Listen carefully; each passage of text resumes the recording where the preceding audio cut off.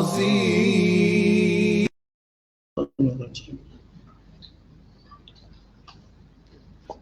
بسم الله الرحمن الرحيم.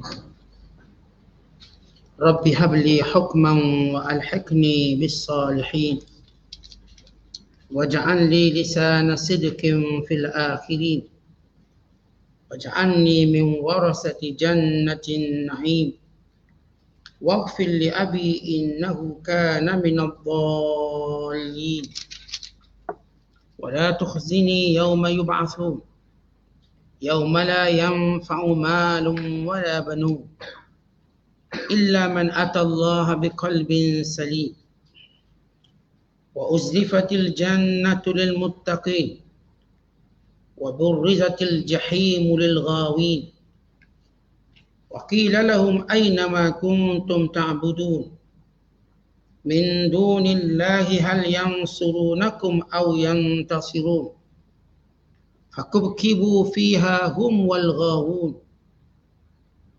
وجنود إبليس أجمعون قالوا وهم فيها يختصمون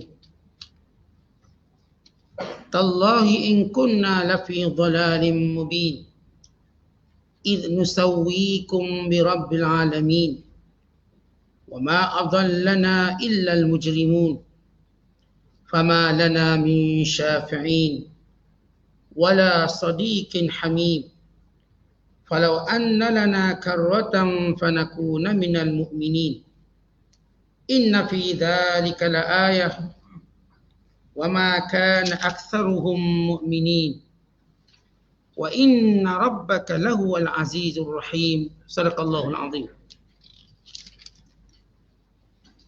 Wahai Tuhanku, berikanlah daku ilmu pengetahuan agama dan hubungkan daku dengan orang-orang yang saleh.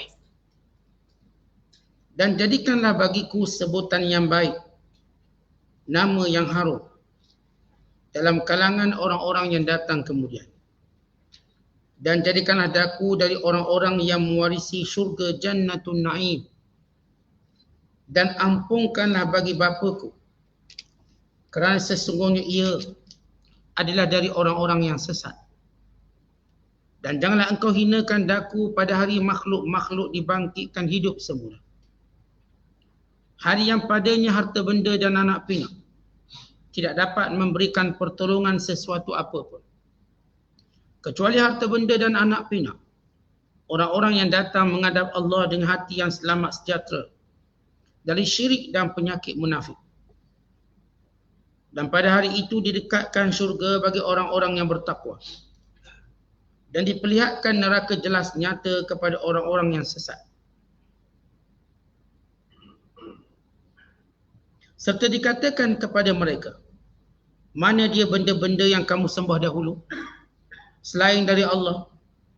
Dapatkah mereka menolong kamu atau menolong dirinya sendiri? Lalu mereka dihumbangkan ke dalam neraka dengan tertiarap, jatuh bangun berulang-ulang, mereka dan orang-orang yang sesat bersama. Termasuk juga bala tentera iblis semuanya.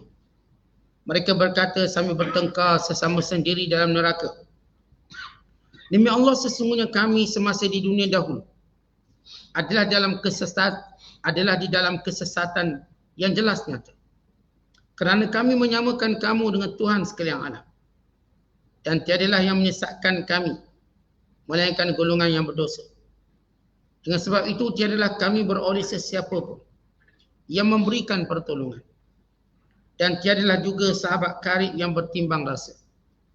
Maka alangkah baiknya kalau kami dapat kembali ke dunia sekali lagi, supaya kami menjadi dari orang-orang yang beriman. Sesungguhnya pada peristiwa yang demikian itu terdapat satu tanda yang membuktikan keesaan Allah dan kekuasaannya. Dan dalam pada itu kebanyakan mereka tidak juga mahu beriman.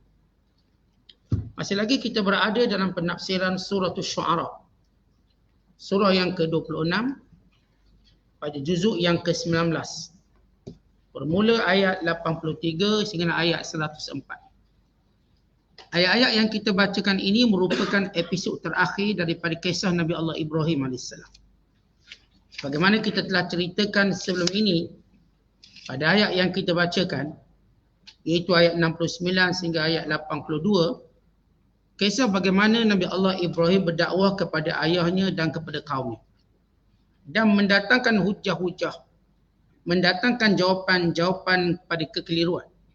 Dan menjelaskan 5 sifat Tuhan yang kita telah jelaskan semalam. Dan kesungguhan Nabi Allah Ibrahim AS dalam menghadapi kaumnya yang membohonginya dan mendustakannya. Maka pada episod yang kedua, kisah Nabi Allah Ibrahim ini dirakamkan tentang doa Nabi Allah Ibrahim AS.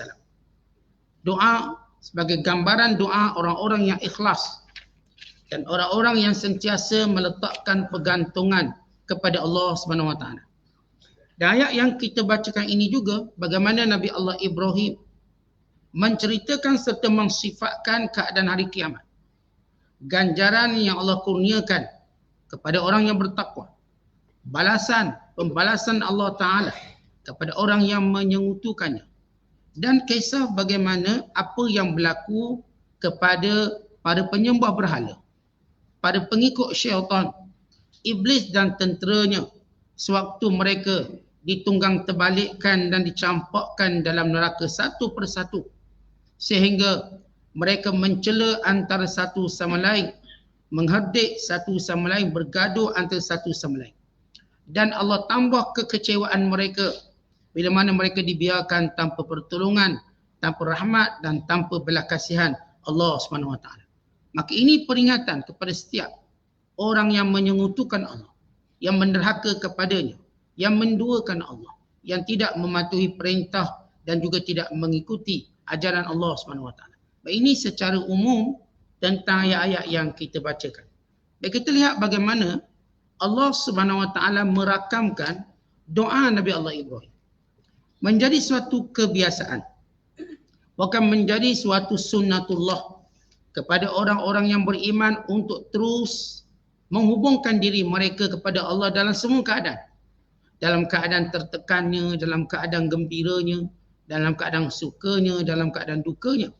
Kerana orang beriman, diri mereka sentiasa berhubung rapat, berhubung dekat dengan Allah Ta'ala. Kerana mereka mengetahui tidak ada yang berkuasa ke atas diri mereka melainkan Allah SWT. Tidak mengurniakan kepada mereka, tidak memberikan kepada mereka melainkan Allah SWT. Maka kita lihat bagaimana Nabi Allah Ibrahim sesudah menyebut tentang nikmat-nikmat Allah kepadanya, dengan menyebut dialah Allah yang menciptakan aku dan memberi petunjuk kepada aku, dialah Allah yang memakan dan memberi minum kepada aku, dialah Allah yang menghidupkan, yang mematikan, dialah Allah yang menyembuhkan penyakit bila mana aku ditimpa sakit, dialah Allah yang aku sentiasa mengharapkan pengampunannya atas dosa dan kesalahanku. Maka Allah Ta'ala melanjutkan lagi doa Nabi Allah Ibrahim untuk menunjukkan seorang itu bila makin dekat dengan Allah diilhamkan kepadanya doa-doa, dikurniakan kepadanya doa-doa. Kerana Allah bila mengilhamkan doa berarti Allah memberi isyarat kemustajaban doa. Sebab itu beruntunglah orang-orang yang sentiasa ingin berdoa. Kerana orang yang berdoa itu membuka pintu langit. Dalam hadis Nabi SAW menyatakan, "Man lam yas'alillah yaghdab alaih." Siapa yang tidak berdoa pada Allah, Allah murka kepadanya. Manakala bila seorang itu berdoa kepada Allah, maka Allah berfirman kepadanya, "Fa inni qarib ujibu da'watad da'i idza da'an." Aku ini dekat dengan setiap para pendoa. Aku perkenankan setiap doa yang dipohong kepadanya. Maka Allah berfirman dengan perintahnya, "Wa qala rabbukum ud'uni astajib lakum." Dan Tuhanmu berfirman, "Berdoalah kamu kepadaku semuanya, nescaya aku perkenankan doa." Jadi hubungan doa adalah satu daripada tanda dekatnya seorang itu kepada Allah. Pengilhaman doa menandakan tanda pengkabulan. Bahkan pengilhaman doa itu menandakan seorang itu sedang memperbaiki hubungannya dengan Allah SWT. Maka Allah menyebut bagaimana doa-doa yang dipanjatkan oleh manusia terpilih ini, iaitu Nabi Allah Ibrahim AS, supaya kita belajar dan supaya kita ikut. Kerana semua doa para Nabi Ialah ilham yang teragung dan wahyu yang tertinggi. Dan ia disebut sebagai doa yang maksur. Maksur ini doa yang diucapkan oleh para Nabi. Yang termaktub dalam Quran dan dalam hadis Nabi. Yang merupakan jalan terdekat untuk dimustajabkan dan diperkenankan. Itu kelebihan doa maksur berbanding tidak maksur. Apatah lagi dengan berdoa itu sahaja mendapat pahala menggunakan lafaznya. Doa kita dapat pahala. Tapi penggunaan lafaz. Kalau doa-doa itu maksud, penggunaan lafaz itu juga dapat pahala. Penggunaan lafaz. Apatah lagi lafaz yang Allah rakam dalam Quran, dalam hadis Nabi SAW. Ada doa yang kita reka sendiri. Maka doa itu adalah disunatkan. Ia sunat, kekal. Dimustajabkan. Tapi lafaz yang kita gunakan itu tidak maksud. Maka dapat doa dapat pahala kerana doa tapi bukan kerana lafaznya. Macam kita baca Quran lah. Kita baca Quran dengan lafaznya sudah dapat pahala. Kita baca yang lain dengan lafaznya belum dapat pahala. Begitu juga doa. Doa yang maksud, lafaznya itu sudah dapat pahala. Tapi kalau doa tadi tidak maksud, kita reka sendiri misalnya. Kita buat sendiri. Kita doa dalam bahasa kita dan sebagainya. Maka doa itu yang dapat pahala tapi bukan lafaznya. Supaya kita jelas tentang makna maksud. Kata Allah, Rabbi habli hukma. Ya Allah, wahai Tuhanku. Doa pertama Nabi Allah Ibrahim. Ya Allah, ya Tuhanku. Kurniakan kepadaku hukman. Apa maksud hukman? Hukman bermaksud ialah ilmu dan kepahaman. Dan makrifat yang dengannya menerangi hatiku dalam mengenali sifatmu. Dan mengetahui mana yang benar untuk aku amalkan, untuk aku lakukan. Maka ini maksud hukman. Ya Allah, kurniakan kepada aku hukman. Yang ini apa dia hukman? Ilmu dan kepahaman. Makrifat yang menerangi hati untuk mengenali sifat Allah Ta'ala dan mengetahui yang benar untuk diikuti. Kemudian doa Nabi Allah Ibrahim lagi. Wa alhiqni bis salihin. Ini doa yang kedua. Dan alhiqni bis salihin memberi maksud himpunkan aku bersama orang soleh. Tapi di sini maksudnya ay waffiqni li ta'atika li antazima fi zumratil kamilina fi salahil munazzahina 'anil dhunubi kulliha saghiriha wa kabiriha waj'alni ma'as salihin fi dunya wal akhirah. Maksud alhiqni bis salihin secara literalinya maksudnya himpunkan aku bersama orang soleh. Apa maksud himpunkan aku bersama orang soleh? Artinya berilah kekuatan kepadaku untuk mentaatimu ya Allah supaya aku termasuk di kalangan orang-orang yang sempurna dalam memperbaiki dirinya, yang bersih dari dosanya kecil atau besarnya dan jadikan aku orang yang soleh di dunia dan di akhirat. Ini maksud wa alhiqni bis salihin, himpunkan aku bersama orang soleh. So ulama namanya Fudail bin Iyad. Kalau di kalangan anak muridnya ada yang tidak solat jemaah, maka dia tak akan jadikan sebagai murid dan kawan. Tak boleh. Sebab dia nak himpunkan orang soleh. Kalau sekiranya dapati ada kalangan sahabat dia, anak murid dia, tidak solat jemaah, maka dia buang dia daripada persahabatan. Seorang ini sah kembali dan kembali kepada ketaatan. Jadi tinggal amal soleh, tinggal solat berjemaah, dia anggap tidak lagi menjadi orang yang layak kita berkumpul dengan mereka. Bayangkan kalau orang buat dosa. Dan kita kena bezakan. Ni geng-geng yang kita nak lepak. Geng-geng yang kita nak sembang. Geng-geng yang kita nak akrab, dekat. Pastikan mereka adalah orang-orang yang mentaati Allah. Supaya kita saling ingat mengingati pesan berpesan.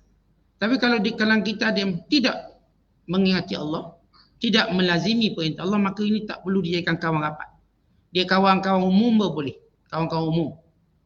Tapi kawan rapat yang musafir sekali, yang berjalan sekali, yang kita duduk lepak, kita duduk sembang, kita duduk bercakap. Kadang-kadang kita bercerita tentang rahsia kita. Kadang-kadang kita dengar rahsia dia. Kadang-kadang kita berkongsi masalah dan sebagainya. Maka pastikan orang ni orang yang melazimi ketaatan. Maka ini maksud wa alhiqni bis salihin. Himpunkan aku bersama orang soleh. Yang jadikan aku, berikan kekuatan padaku untuk mentaatimu supaya aku terhimpun bersama kelompok-kelompok orang-orang yang sentiasa sempurna dalam kebaikannya, yang jauh daripada dosanya, kecil dan besarnya, dan orang yang baik di dunia dan di akhirat. Ini sebagaimana yang didoakan oleh Nabi sallallahu alaihi wasallam. Di antara doa Rasulullah, tadi doa Nabi Allah Ibrahim. Supaya kita nak beritahu tentang sinonim doa.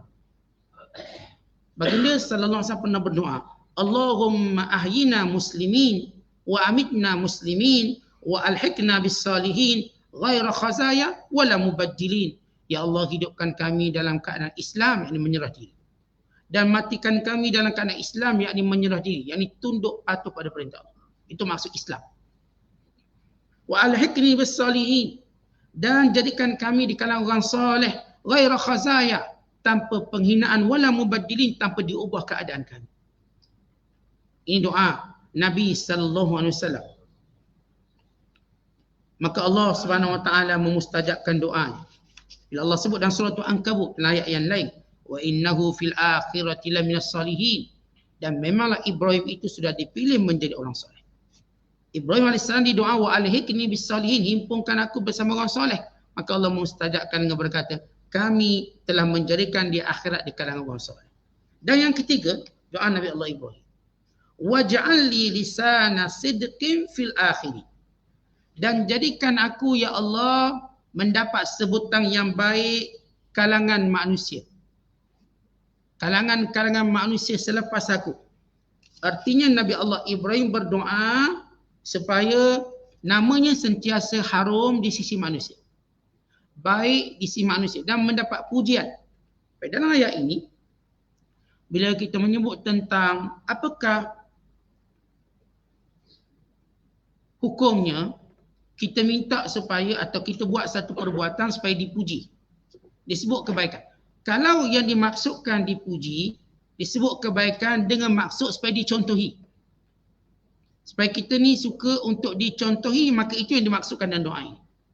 Kata Imam Mujahid dan Qatadah, maksud lisanas sidqin ay ats-tsana'ul hasan. Ya Allah, jadikan aku sentiasa mendapat pujian orang-orang yang selepas aku. Kerana apa? Disebut dalam hadis, bila mana seorang anak Adam itu mati, lalu manusia memuji-muji kebaikannya, maka wajib syurga. Tetapi kalau manusia menyebut-nyebut kejahatannya, maka wajib neraka. Maka kita mohon ats-tsana'ul hasan, yakni pujian-pujian yang baik. Dia berbeza pujian-pujian munafik. Kita ni tak pernah buat baik, tapi biar orang nampak kita buat baik. Itu pujian munafik.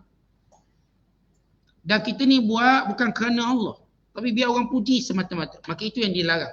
Adapun kita buat ya kerana Allah, tapi dalam masa yang sama kita inginkan pujian yang baik, demi untuk kita menjadi contoh terbaik dan menjadi kebaikan pada keturunan dan generasi kita. Maka ini dibenarkan. Dan ini doa Nabi Allah Ibrahim. Bila Ibrahim AS berdoa, waj'al li lisana sidqin fil akhir. Ya Allah, jadikan aku mendapat pujian yang baik, pujian yang benar yang baik di kalangan orang-orang yang selepasku. Mana Allah Ta'ala memustajabkan doa ini, sebagaimana Allah Ta'ala sebut dalam surah As-Saffat, wa tarakna alaihi fil akhirin. Salamun ala Ibrahim, kadzalika najzil muhsinin, dan kami jadikan Ibrahim sentiasa mendapat pujian yang baik di kalangan orang-orang yang selepasnya. Kita ni tuan-tuan nak mati, biar orang sebut benda-benda baik yang kita tinggalkan. Jangan nanti kita mati orang sebut benda-benda buruk kita. Ni orang ni lah dulu masih hidup dia buat begini, anaknya orang ni, ambil harta orang tu, tipu orang ni, mengumpat orang ni. Dia ceritakan kejahatan-kejahatan kita. Maka kita tidak mahu. Kita nak supaya nanti kita mati, maka disebut kebaikan kita. Lantaran itulah kita memperbanyakkan melakukan amal soleh. Kita banyakkan buat kebaikan-kebaikan. Jangan sesekali kita buat benda yang buruk yang akan memalukan kita. Hidup kita, mati kita, bukan keturunan yang kita tinggalkan. Kita kan ada anak bini. Kita kan ada suami. Sebab bila kita buat benda-benda yang memalukan, maka kita sebenarnya memalukan anak-anak kita yang kita tinggalkan. Ini mak dia ni tak bayar hutang orang. Mak dia ni lah yang suka tipu orang. Mak dia ni lah suka tabur fitnah, suka buat batu api. Ni ayah dia ni lah yang suka jadi skamer, menipu orang. Ayah dia ni lah yang dahulunya buat itu, buat ini, dengki orang, hasut orang. Tuan-tuan, bukankah kita telah mengaibkan keturunan yang kita tinggal? Bukankah sunat kita menjaga maruah? Bukan kadang-kadang wajib menjaga maruah. Jadi bila kita buat baik untuk dapat pujian kerana menjaga maruah kita dan kerana keislaman kita, nak jaga nama baik Islam kita, nak baik diri kita, nak baik keturunan kita, Bahkan untuk menjadikan contoh teladan kepada orang selepas kita, makin ini disunatkan. Kan itu kita dianjurkan berdoa dengan doa ini. Waj'al li lisana sidqin fil akhir. Ini adalah doa supaya kita sentiasa nampak mulia di kalangan manusia. Kerana kemuliaan kita yang disebut-sebut oleh orang-orang yang hidup selepas kita adalah doa. Adalah doa. Bukan adalah menjadi suatu contoh tauladan. Dulu arwah itulah salah satunya orang yang bina masjid. Arwah tu dulu yang dibuka pusat pengajian. Arwah tu dulu dia lah orang yang satukan orang. Maka manusia teruja dengan cerita-cerita macam tu. Bukankah kita mengambil contoh daripada cerita-cerita orang terdahulu?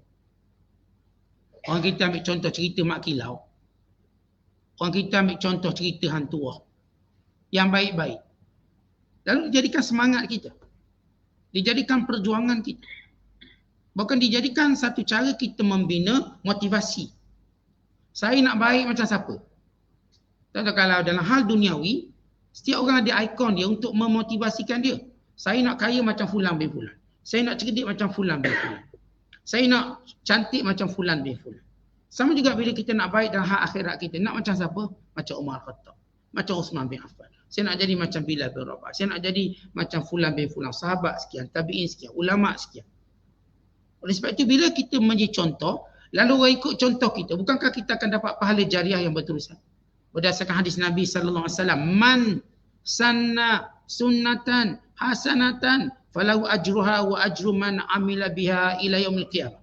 Siapa yang tunjuk contoh yang baik, maka baginya pahala dan pahala orang yang mengikutinya sehingga hari kiamat. Kalau kita mati tinggalkan satu sunnah yang baik, kita mati tinggalkan satu contoh yang baik, kita mati tinggalkan satu perbuatan yang soleh, lalu diikuti, dituruti, akhirnya apa jadi kepada orang yang meninggalkan amal soleh itu? Pahala jariah. Sebab itu kita doa biar sentiasa meniti di mulut orang ramai kita ni baik. Bukan sebab kita nak sombong, bukan. Nak jaga maruah diri kita, agama kita. Terutamanya setiap kita inilah duta pada agama, duta Islam. Supaya nanti kalau orang sebut tentang orang Islam, semua contoh terbaik, lalu mereka ingin memeluk Islam. Dia sebut je orang agama, misal kata, ditinggalkan contoh terbaik. Lalu orang semua nak jaga agamanya. Maka harus dan disunatkan, kita doa supaya kita mendapat pujian yang baik. Dengan tujuan-tujuan yang kita sebutkan tadi. Doa Nabi Allah Ibrahim yang keempat. Waj'alni min warasati jannatin na'im. Ya Allah, jadikan aku di kalangan pewaris pemilik syurga yang penuh dengan kenikmatan. Tuan-tuan sekalian, kita tidak mendapat nikmat-nikmat dunia untuk kita warisi daripada mak ayah kita. Daripada orang tertentu, tak dapat kita warisi, tak ada masalah. Kerana benda itu kekal akan binasa. Dan sebenarnya tidak akan jadi milik sesiapa. Harta dunia ni last kali dia tak akan jadi milik sesiapa. Dia terus berpindah tangan, berpindah tempat, berpindah waktu, berpindah masa. Dan kita pula akan mati dan akan binasa. Dan segala nikmat tadi akan hilang. Sebab itu kata ulama, mereka menyatakan al-maut afzada ala ashabin na'im na'imahu. Fatlubu aishan la mauta fihi. Kata Imam Hasan Basri, kematian merosakkan kenikmatan empunya nikmat akan nikmat mereka. Kerana itu carilah kehidupan yang tiada kematian. Tentang kat dunia ni, segala nikmat-nikmat kita ada ni, dia akan rosak sebab kematian. Bila mati, semua empunya nikmat tadi akan rosak nikmat yang ada di tangannya. Tak berguna langsung. Sebab itu carilah kehidupan yang tiada kematian. Dan akhirat. Maka waris yang kita nak waris akhirat kelak ialah syurga Allah. Maka syurga Allah milik orang beriman. Kemudian kata Allah SWT, selepas menceritakan bila Nabi Allah Ibrahim dalam doanya memohon kebaikan dunia dan kebaikan akhirat. Kemudian diikuti dengan doa kepada ayahnya. Sebelum ni kita baca doa Nabi Allah Ibrahim, doa untuk ke dunianya dan untuk akhiratnya. Kemudian pada doa yang kelima, Nabi Allah Ibrahim doa untuk ayah dia. Untuk menunjukkan pertama-tama dalam adab berdoa, doalah untuk kita. Sunat dimulakan doa diri sendiri dulu. Sebab itu menandakan tawaduk. Kalau kita mulakan doa untuk orang lain, macam kita ni tak perlu. Kita kan kalau kita naik kapal terbang, ni yang beri taklimat keselamatan, dia kata kalau berlaku apa-apa, nanti topik oksigen akan turun, kita pakai dulu baru orang lain pakai. Kita tak boleh pakai orang lain dulu, kita dulu pakai. Kenapa? Kita jaga keselamatan kita dulu. Baru kita boleh tolong orang lain. Dalam doa, disunatkan dalam bab berdoa, sunat kita doakan memulakan untuk diri kita dulu. Lepas tu barulah pada orang lain. Jadi kita dah bercakap pun, moga Allah ampunkan saya dan ampunkan kamu. Kita tak kata moga Allah ampunkan awak dan saya. Kita mulakan diri kita, moga Allah ampunkan saya dan kamu. Moga Allah memberi hidayah pada saya dan hidayah pada kamu. Kita tak kata moga-moga Allah beri hidayah pada kamu dan saya. Mulakan dengan diri, moga Allah beri hidayah ini pada saya dan juga pada kamu. Moga Allah SWT mengilhamkan kebaikan pada saya dan kepada kamu. Setiap kali kita bercakap tentang kebaikan dari Allah, mulakan dengan diri kita. Ibda' binafsik.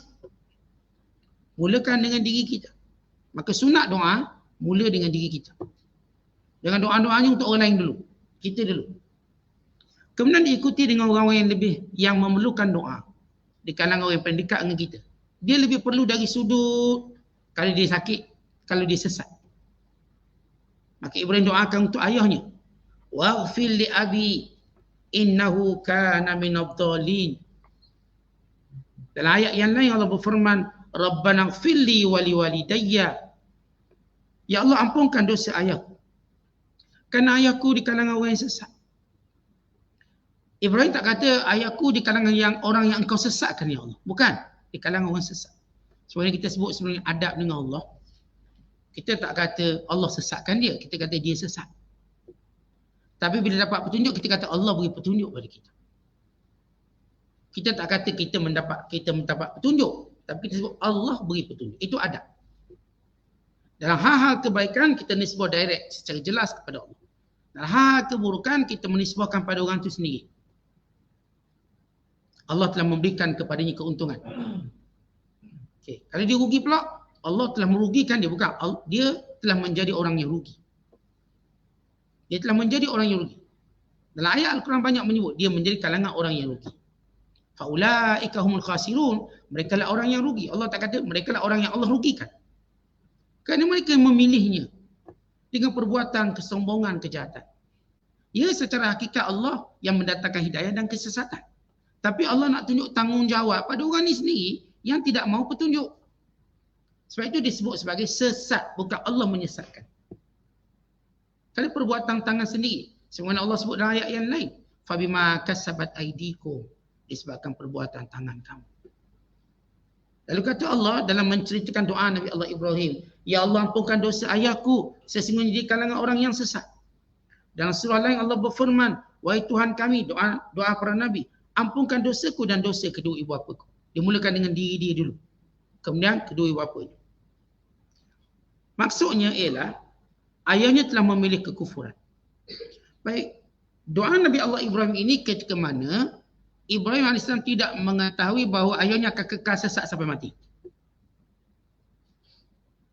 Tetapi bila mana, sebab sepakat ulama, doa keampunan haram untuk orang kafir.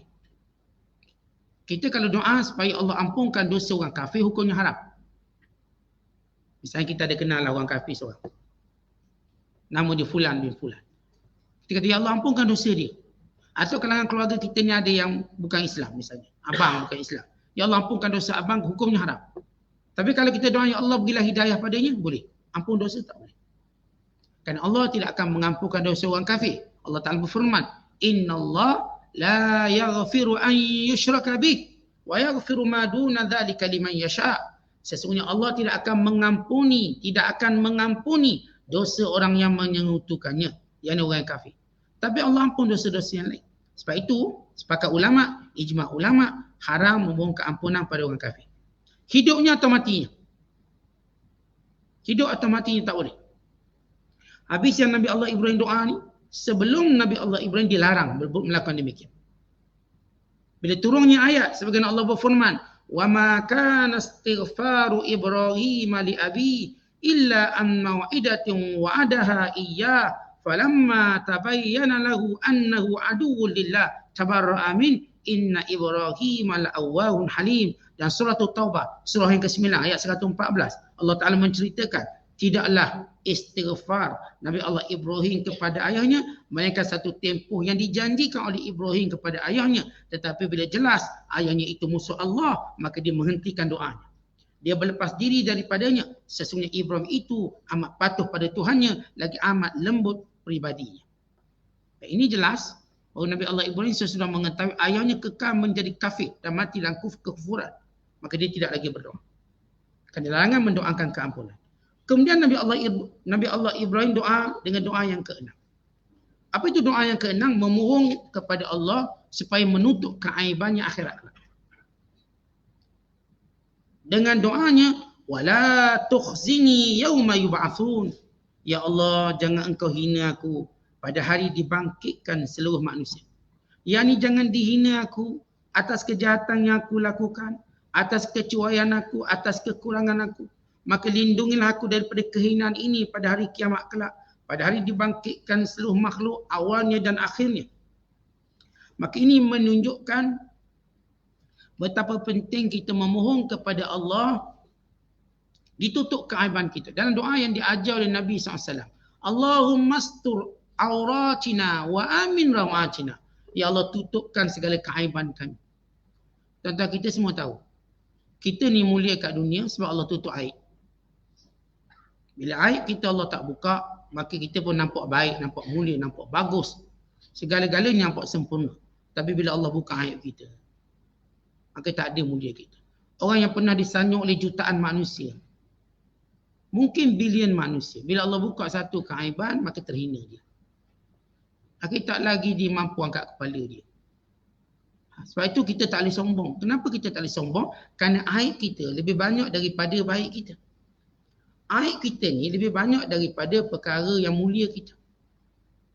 Kita bukan mulia kerana banyaknya benda-benda baik kita. Bukan. Kita mulia kerana banyaknya keaiban yang Allah tutup. Kita bayangkan kalau Allah buka satu keaiban je kita dah rebah. Jangan kata kalau Allah bukakan keaiban pada setiap tindakan, perbuatan, perkataan kita. Habis kita. Kita tengok kalau contohlah, saya ceramah, saya penceramah. Saya ceramah dengan lancar, dengan petahnya, tiba-tiba baca Quran salah satu. Dah aib dah nampak. Tu. Oh, baca Quran salah, tak mengaji pun kali.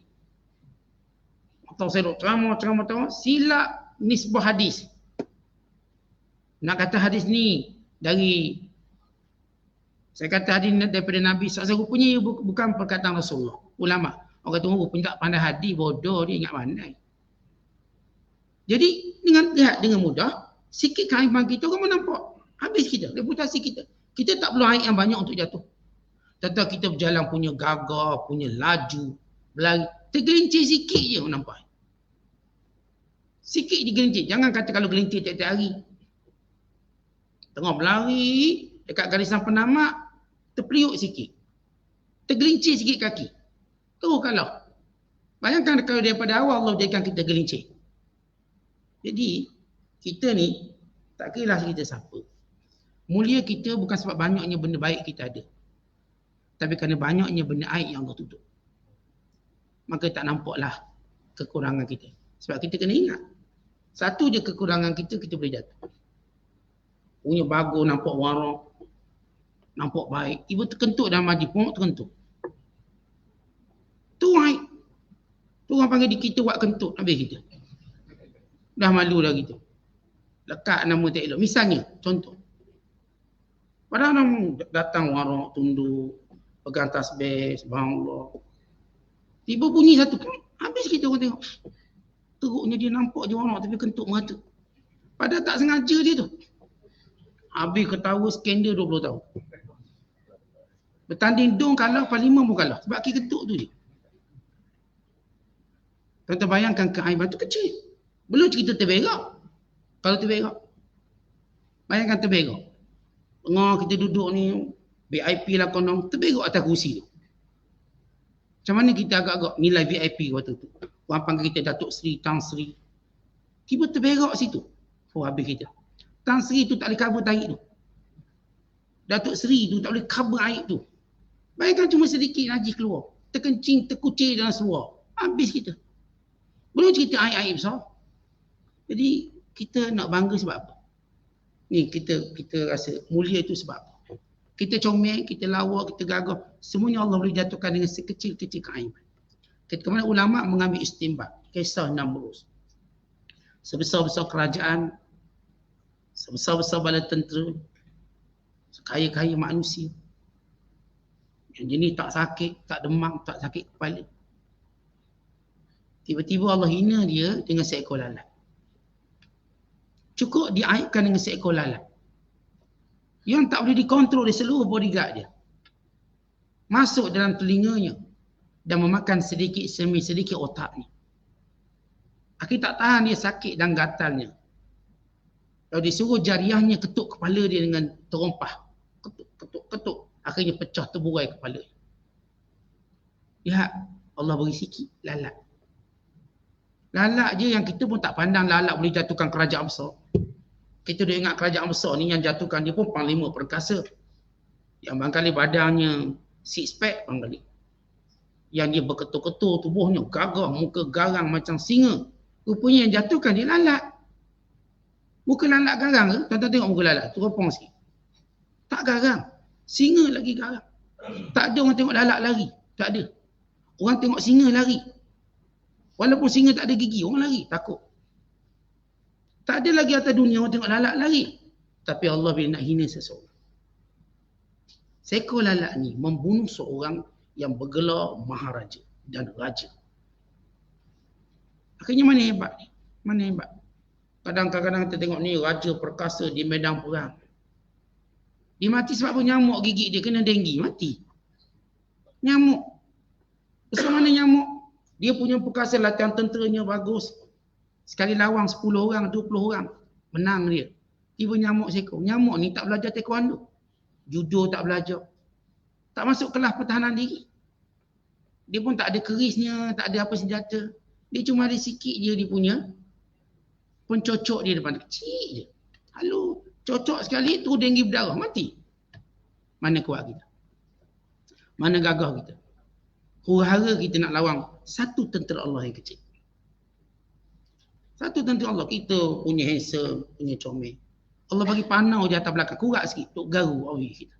Hilang lawa kita. Hilang handsome kita. Sebab tangan asyik garu je. Garu kurat atas belakang. Kecil je kurat. Lihat bila datang kain. Supaya kita sedar satu benda. Mulianya kita kerana Allah tutup aib. Mulia kita bukan banyak benda baik kita buat. Bukan. Yang kita buat benda baik ni masih belum cukup berbanding nikmat Allah bagi pada kita. Masih belum. Sebab itu kita doa macam Nabi Allah Ibrahim doa, wala tukhzini yauma yub'atsun. Ya Allah jangan hina aku. Yang ini tutup keaibanku ya Allah, tutup dosa-dosaku. Tutupkan kekuranganku di hadapan makhluk. Bukan di hadapanmu, jangan disebut. Sebab itu Allah Ta'ala bila menyayangi seorang hamba, bila mana di buku catatannya tidak dibaca keaibannya. Dia baca cuma kebaikan. Tidak disebut keaiban. Lalu Allah berfirman kepadanya, masuklah syurgaku. Dia tak buat jahat ke? Buat, tapi Tuhan tak sebut. Kita, kalau kita dah baik dengan seseorang, maka kita cuma sebut benda baik-baik je. Untuk kita luluskan dia. Kita pergi makan kedai dia, kita baik. Kita macam-macam sedap. Padahal ada kurang. Tapi kita sebut yang sedap-sedap belaka. Sedap. Kita boleh terima yang kurang tadi. Kita boleh sayang pasangan kita, kita sebut yang baik-baik dia ada. Bukan tak ada kekurangan, belambok lanah, banyak. Tapi tak nak sebut. Kalau sebut kita tak akan rasa cinta dia pada kita atau sebagainya. Jadi kita mesti sebut yang baik-baik. Di situ ataupun di sini kita tahu bahawa Allah SWT dia mulia kita hari ini kerana Allah Ta'ala tutup keaiban kita. Kemudian Nabi Allah Ibrahim menceritakan, yauma la yanfa'u malun wala banun. Kerana pada hari itu walaupun harta banyak, walaupun anak ramai, tidak beri manfaat. Illa man atallah biqalbin salim, melainkan orang yang mendatangi Allah dengan hati yang sejahtera. Melainkan orang yang datang dengan Allah dengan hati yang sejahtera, dengan hati yang baik, dengan hati yang bertakwa kepada Allah SWT, yang sentiasa menjaga keikhlasannya.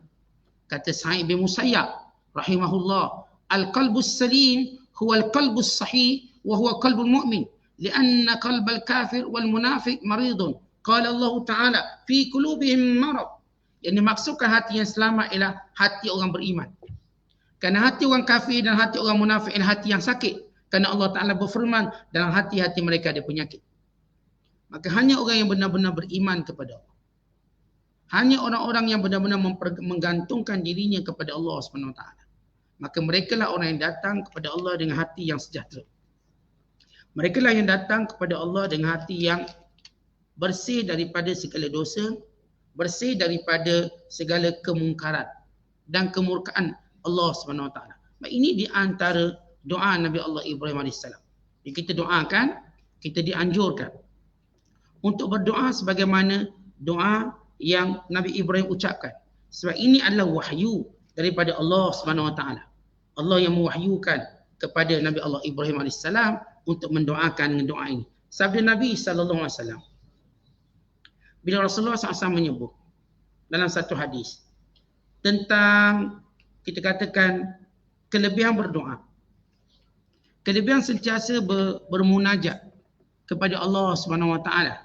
Di antaranya ialah doa hadis yang kita bacakan sebelum ini, man lam yas'alillah yaghdab alaih, siapa yang tidak berdoa kepada Allah, maka Allah Ta'ala akan murka kepada dia. Bahkan kita seringkali melihat bagaimana Nabi SAW mengajar kepada kita untuk sentiasa berdoa. Masuk rumah, keluar rumah, makan, minum kita, tidur, pakai kita, naik kenderaan kita, ketika mana dalam musibah, ketika mana angin kuat, ketika mana hujan turun, ketika mana berhadapan musuh, berhadapan dengan orang yang dizalimi, ketika mana kita dalam kesempitan atau dalam tekanan, ketika mana kita mohonkan sesuatu, zuriat dan keturunan, ketika mana kita mohonkan keamanan dan kebahagiaan, semuanya dipandukan kepada kita doa-doa yang warid daripada Nabi SAW. Maka ini sebagai doa untuk kita amalkan. Wallahu bissawab. Assalamualaikum warahmatullahi wabarakatuh.